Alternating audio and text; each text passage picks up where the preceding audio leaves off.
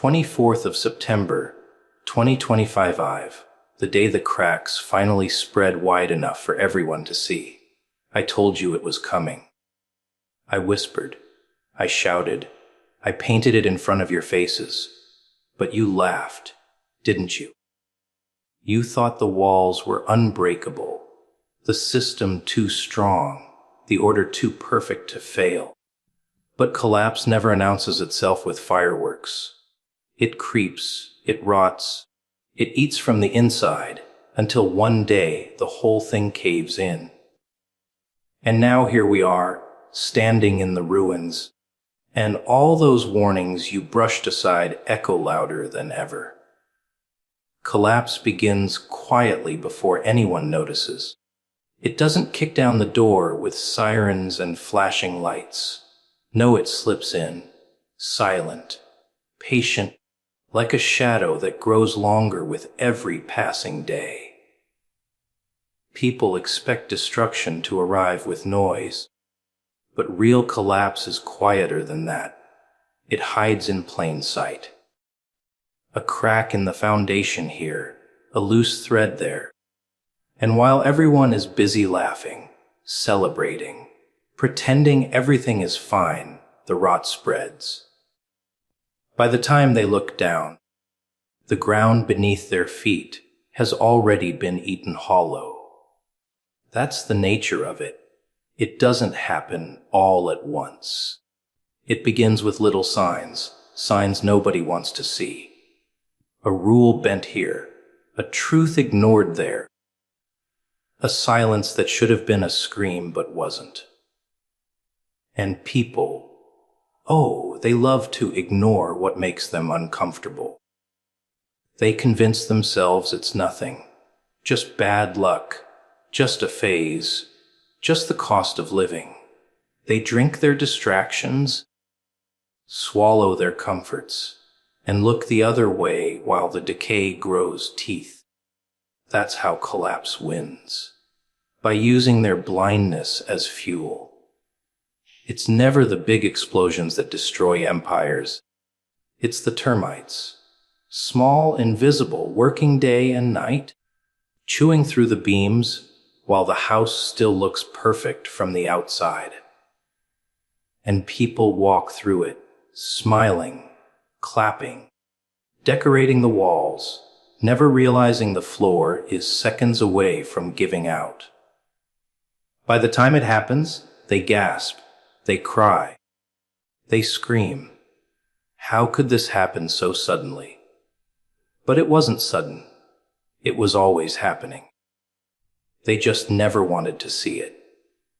Quiet collapse is cruel because it pretends to be normal.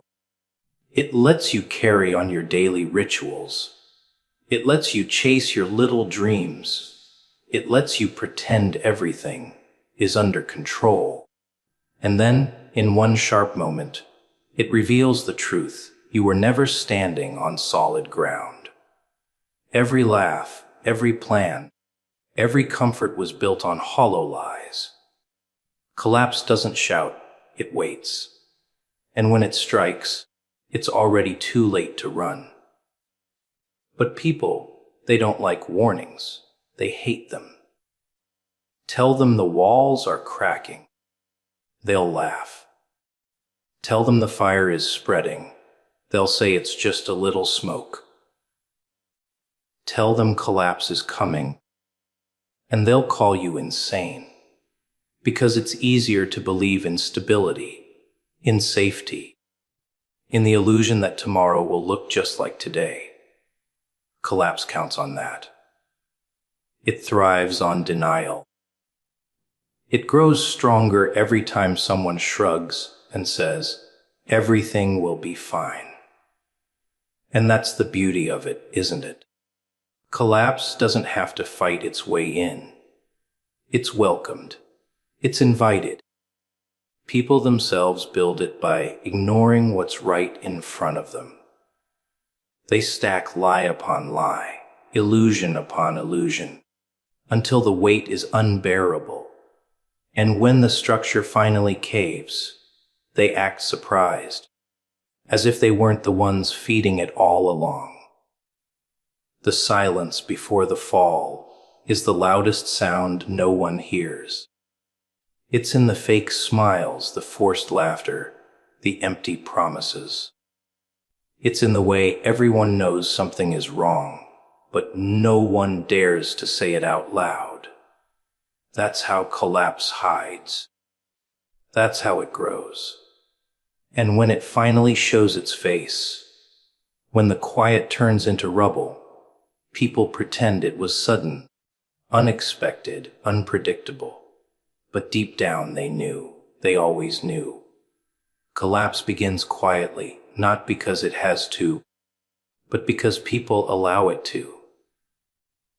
They'd rather sleep than wake up to the truth. They'd rather close their eyes than face the cracks spreading beneath them. And so, it spreads, patient, unstoppable, until one day the silence breaks, and everyone realizes they were living in a house already burning to the ground. Warnings are always ignored until it's too late. People don't want to hear them, not really. They nod, they smirk, they pretend to listen, but deep down they don't believe. A warning doesn't fit their fantasy. It scratches at the little bubble they've built around themselves, the one filled with comfort, routine, safety. So when someone stands in front of them and says, "It's coming," they laugh. They roll their eyes. They call it paranoia, exaggeration, madness. Not because the warning isn't true, but because the truth is too heavy for their fragile little worlds. You see, people only accept what feels good. They want sweet lies, not bitter truths. They want promises that everything will stay the same, that nothing will ever change, that the order they cling to will never break. A warning threatens all of that. It forces them to look at cracks in the wall, to smell the smoke behind the curtain, to admit that maybe they aren't as safe as they pretend. And that's something they can't handle. So they laugh at the warning. They mock the messenger. They bury the thought deep down. Easier to deny than to prepare. But warnings don't stop being true just because people refuse to hear them. The fire still burns whether they acknowledge the smoke or not. The cracks still spread whether they choose to look or keep their eyes closed. A warning is a mirror, and people hate mirrors. They don't want to see their weakness, their ignorance, their helplessness. They want to stay blind until blindness betrays them. And then comes the collapse. Suddenly the same voices who mocked, who ignored, who dismissed, now they cry out. They scream, "Why didn't anyone tell us?" They beg for answers, for explanations, for rescue. But the warnings were always there. They were painted on the walls, whispered in their ears, shouted from the rooftops. They weren't hidden, they were rejected. Because people only hear what they want to, and warnings don't fit their songs of comfort. The tragic comedy of it all is that the ones who warn are always ridiculed. They're called pessimists, doomsayers, maniacs. Society loves to silence them because their words taste bitter. But those same people, when the collapse finally arrives, are the first to be remembered as prophets. Too late, of course. Too late for anyone to act. Warnings only make sense when time is still left, and people waste that time laughing. Warnings are not for the weak. They're not for the masses. They're for the few who can stand the sting of truth, who are willing to prepare while everyone else dances. But that's why so few ever listen. The majority prefers the illusion. They wrap themselves in comfort and call it reality, never realizing the fire is already at their door. By the time they hear the warning clearly, it's no longer a warning. It's a funeral bell. That's how it always goes. The world has a pattern. Someone shouts, "Wake up." Everyone laughs. Someone cries, "The cracks are here." Everyone shrugs. Someone screams, "The collapse is coming." Everyone mocks. And then one day the floor gives out, and the same people who ridiculed now whisper regret. They whisper about how they should have listened, should have acted, should have taken it seriously. But warnings don't rewind time. They don't bend to regret. They stand tall, cold, unchanging, as proof that people had a chance and chose blindness. The cruel joke is that people don't actually hate the warning. They hate themselves for knowing it's true. That's why they attack it, why they bury it.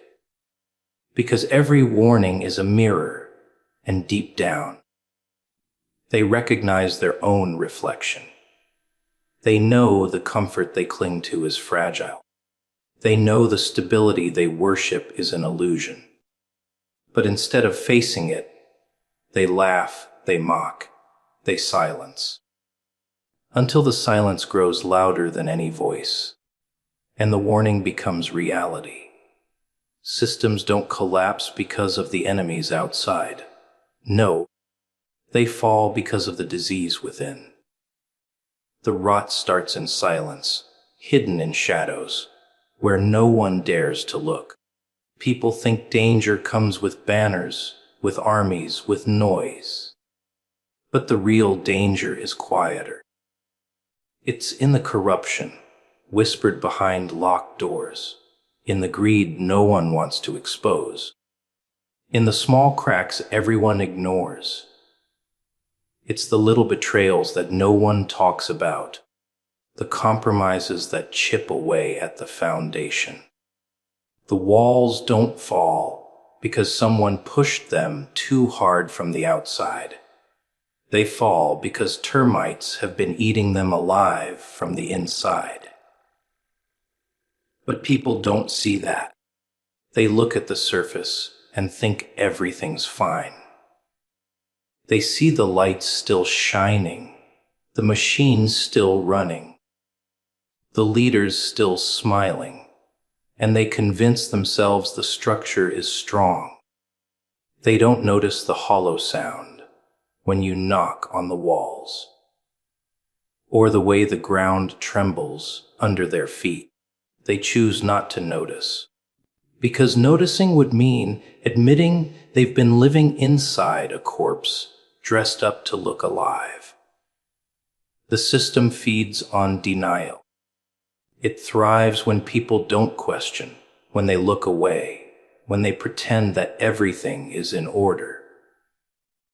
And the irony is, the stronger it looks on the outside, the weaker it really is inside. Every great empire, every perfect system, every untouchable order, gone, not because someone attacked it, but because it consumed itself.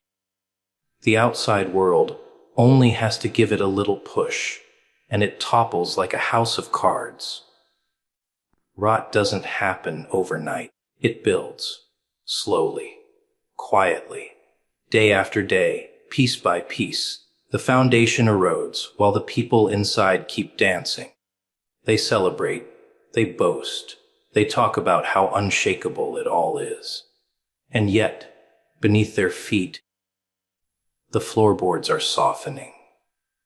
The very thing they depend on is disintegrating while they sing songs of permanence. By the time they realize the truth, it's already too late. The structure doesn't warn you with a shout. It warns you with silence, with unease, with whispers most people refuse to hear. And when the collapse begins, they act surprised, shocked, as if no one could have seen it coming. They cry out, "Who destroyed us? Who attacked us? Who broke our world?" But the answer is always the same. No one had to destroy it. No one had to attack. They did it themselves. They built their kingdom on greed, on lies, on shortcuts, on selfishness. They let the termites in and gave them permission to feast. And then, when the beams finally snapped, they looked for someone else to blame. That's the cruel beauty of rot. It hides in plain sight. It grows where no one wants to look, and the system knows how to mask it. Smiles on television, promises in speeches, celebrations of progress, all while the guts of the machine are corroding. People want the illusion more than the truth, so they never ask what's underneath. They don't want to know, because knowing means realizing they've been worshiping something already dead. Every system carries the seed of its own destruction. That's the law. The bigger it grows, the deeper the rot. The more it promises, the heavier the lies. And still, the people clap. They cheer. They defend the very thing that's eating them alive, because they'd rather feel safe inside a collapsing house than admit the house is collapsing. That's the trick. That's the joke. That's how it always ends. The inside kills the outside. The heart rots before the skin cracks. By the time anyone sees the collapse, the decay has been there for years, maybe decades. But people don't notice decay until it touches them personally. Until their roof caves in, until their walls crumble, until their world falls. And then, suddenly they care. Suddenly they cry out. Suddenly they wonder how it happened. But the truth is, it didn't just happen. It was happening all along. They just refuse to see it. People cling to illusions of stability because reality terrifies them. They need to believe that tomorrow will look like today, that the roof above their head will never leak, that the world they know will stay exactly the same. It's a little lullaby they sing to themselves, a story they repeat over and over until it feels like truth. But illusions are fragile things made of glass, and the moment life throws a stone, everything shatters. Still, people would rather clutch broken pieces in their bleeding hands than admit they were holding lies all along. Stability is the greatest trick ever sold. It's the promise that nothing will change, that the ground beneath you will never move. But everything changes, everything shifts, everything collapses eventually. Deep down, people know this, but they push it away. They drown it in distractions, in entertainment, in routine. As long as the lights stay on, as long as the shops stay open, as long as their lives feel predictable, they tell themselves it's all secure. They live in a house built on sand and pretend it's stone. The illusion doesn't just comfort them, it blinds them. They stop asking questions, stop noticing the cracks, stop preparing for storms. Because to prepare is to admit weakness, and to admit weakness is to face the truth. People don't want the truth, they want the performance. They want their leaders to stand on stages and smile, to promise them order, safety, and control. They don't care if it's a lie. Not really, because the lie feels warm. It lets them sleep at night. It lets them pretend the monsters aren't already at the door. And when the illusion finally tears apart, they always act surprised. They stare at the rubble, wide-eyed, as if the world betrayed them. They say things like, "This wasn't supposed to happen," or "No one could have seen this coming." But it was always coming. The signs were always there. They just didn't want to look. They traded awareness for comfort. And comfort is a debt that always comes due. The real cruelty is that illusions don't just keep people calm, they keep them weak. If you think the world will never change, you never learn to adapt. If you think the system is unshakable, you never prepare for when it cracks. And when the collapse arrives, the illusion doesn't protect you. It strangles you.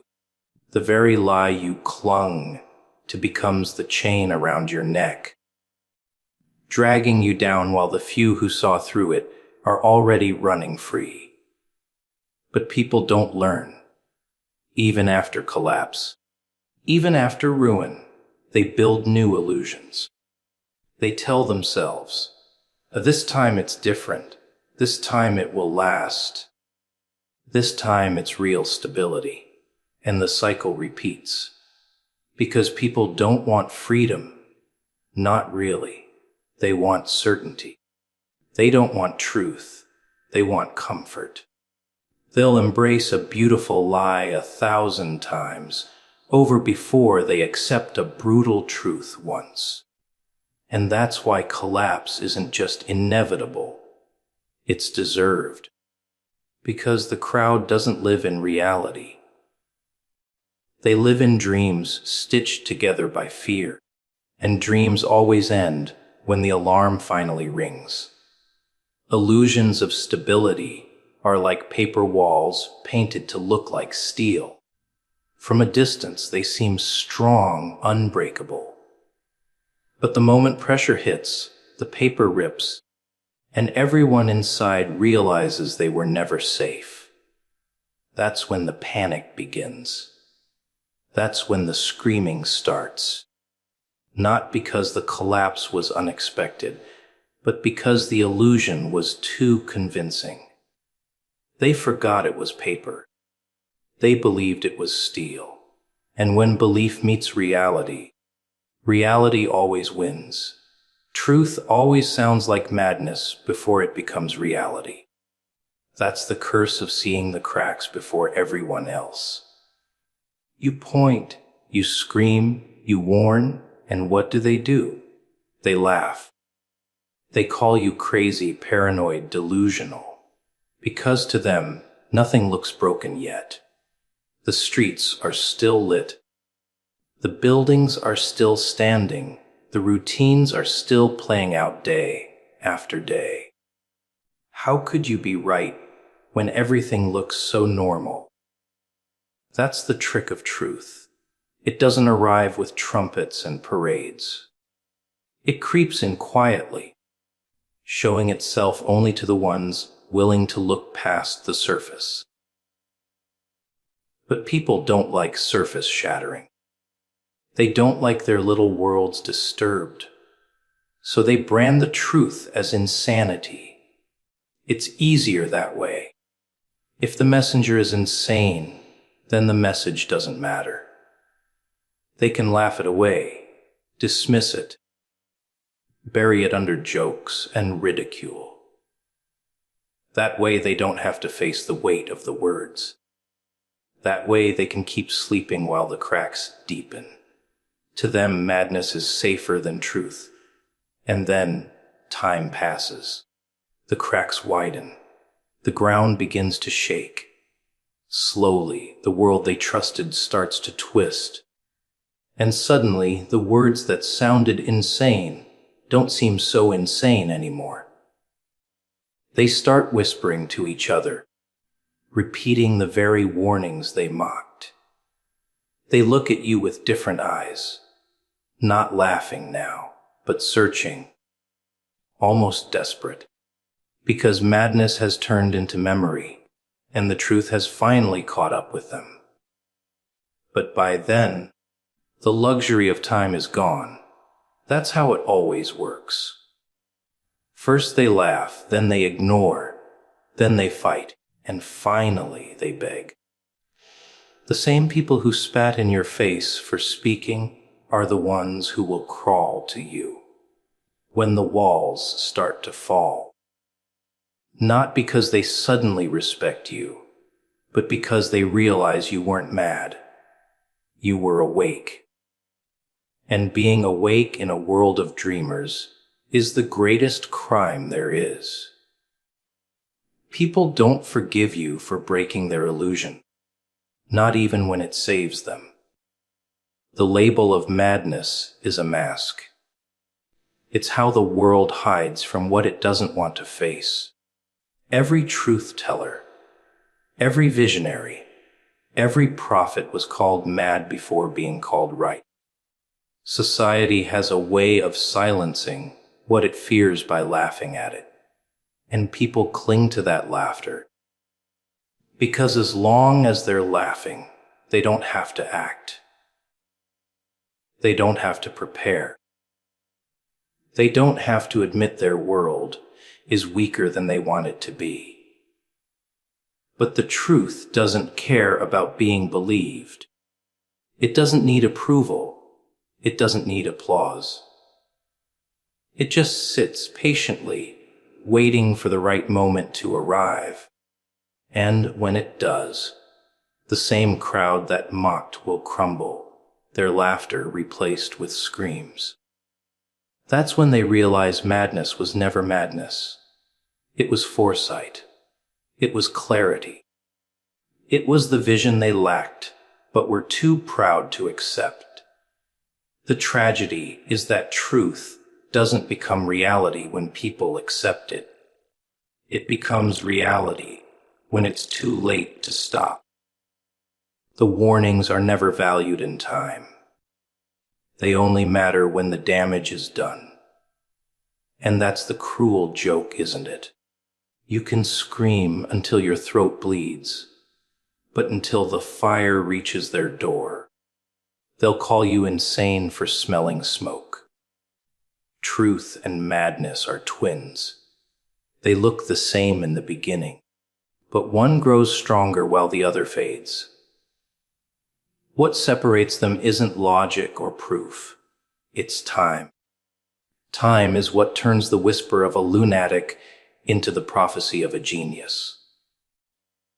Time is what transforms laughter into regret, and in the end, the only difference between being mocked as mad and being remembered as right is how long it takes for reality to catch up